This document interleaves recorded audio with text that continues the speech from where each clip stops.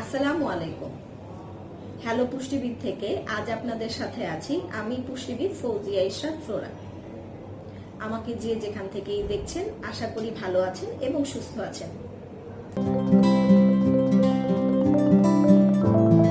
এবারের গ্রীষ্মে তাপমাত্রা কিন্তু দিনকে দিন পাল্লা দিয়ে বেড়েই চলেছে। কাঠফাটা রোদ থেকে ঘরে এসে ঢোকার পর এক গ্লাস বরফ শীতল পানি যেন আমাদের প্রাণ জুড়িয়ে দেয়। কিন্তু এই যে অতিরিক্ত ঠান্ডা পানি তা যে আমাদের বিভিন্ন ধরনের স্বাস্থ্য ঝুঁকি তৈরি করতে পারে তা কি আপনারা জানেন? আসুন আজ বরফ শীতল পানি বা অতিরিক্ত ঠান্ডা পানি গ্রহণের কিছু ক্ষতিকর দিক সম্পর্কে জেনে নিই। অতিরিক্ত ঠান্ডা পানি আমাদের মেটাবলিজমকে স্লো করে দেয়, তাই যারা ওয়েট লস জার্নিতে আছেন তারা অতিরিক্ত ঠান্ডা পানি গ্রহণ এড়িয়ে চলুন।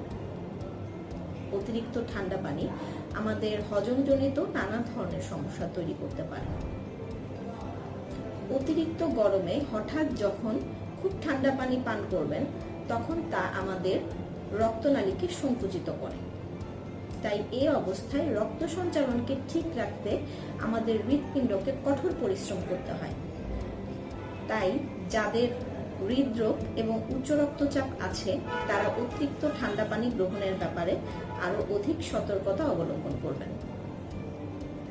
অতিরিক্ত ঠান্ডা পানি গ্রহণ আমাদের ইমিউন সিস্টেমকে দুর্বল করে দিতে পারে, তাই সকল অবস্থায় আমরা চেষ্টা করব অতিরিক্ত ঠান্ডা পানি গ্রহণটা এড়িয়ে চলতে।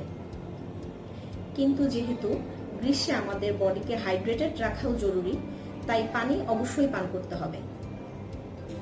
তাই সবসময় চেষ্টা করবেন স্বাভাবিক তাপমাত্রার পানি অল্প অল্প পরিমাণে বারবার পান করতে। এতে আপনার বডি হাইড্রেটেডও থাকবে এবং শারীরিক অন্যান্য কোনো ঝুঁকির সম্মুখীনও হবেন না। আশা করি ছোট্ট কথাগুলো আপনাদের উপকারে আসবে। সকলেই ভালো থাকবেন। আসসালামু আলাইকুম।